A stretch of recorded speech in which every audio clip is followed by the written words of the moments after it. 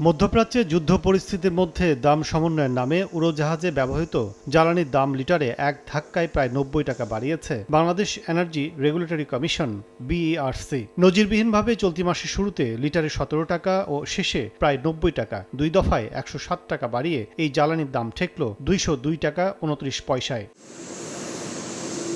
Jet ফুয়েলের অস্বাভাবিক দাম বৃদ্ধিতে আগে থেকেই সংকটে থাকা দেশীয় এয়ারলাইন্সগুলোকে এখন টিকে থাকার সংগ্রাম শুরু করতে হবে বলে মনে করেন সংশ্লিষ্টরা। কোনো রুটের কিংবা কোনো এয়ারলাইন্সের জেট ফুয়েল প্রাইস যদি মোর দেন 100% ইনক্রিজ করে, কোনোভাবেই আসলে একটা এয়ারলাইন্সকে সাস্টেইন করার যেমন সুযোগ থাকে না। আর এয়ারলাইন্সকে টিকে থাকতে হইলে আপনাকে অবশ্যই জেট ফুয়েলের সাথে সামঞ্জস্য রেখে ভাড়া নির্ধারণ করতে হবে। Aviation operators association of Bangladesh এওএবির দাবি, জেট ফুয়েলের অস্বাভাবিক দাম বৃদ্ধি কোনোভাবেই গ্রহণযোগ্য নয়। 200-র বেশি সার্ভিস ও ফিচারে লেনদেনের সব বিকাশ অ্যাপে সম্ভব। বিপিসি বিআরসিকে প্রেসার তৈরি করেছে, তো এখানে বিআরসি বিপিসির প্রেসারে রাজি হওয়াটা আমার মনে হয় যৌক্তিক ছিল না।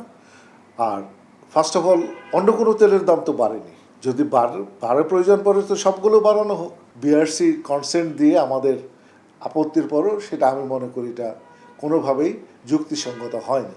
ভারত ও নেপাল জেট ফুয়েলের মূল্য অপরিবর্তিত, পাকিস্তানে 24.5% এবং মালদ্বীপে 18.54% বৃদ্ধি করা হয়েছে, কিন্তু বাংলাদেশে এই বৃদ্ধির হার প্রায় 80%। এর ফলে বাড়তি বিমান ভাড়া গুনতে হবে যাত্রীকে, আবার অভ্যন্তরীণ ফ্লাইট বন্ধের শঙ্কাও তৈরি হবে বলছেন সংশ্লিষ্টরা। জেট ফুয়েল প্রাইসের প্রভাবটা সেটা এয়ারলাইন্সে যেমন পড়বে, ওভারঅল যে এভিয়েশন ইন্ডাস্ট্রির সাথে সম্পর্কযুক্ত যে ট্যুরিজম ইন্ডাস্ট্রি আছে, হোটেল ইন্ডাস্ট্রি আছে, প্রত্যেকটা ইন্ডাস্ট্রি আসলে ক্ষতিগ্রস্ত হবে।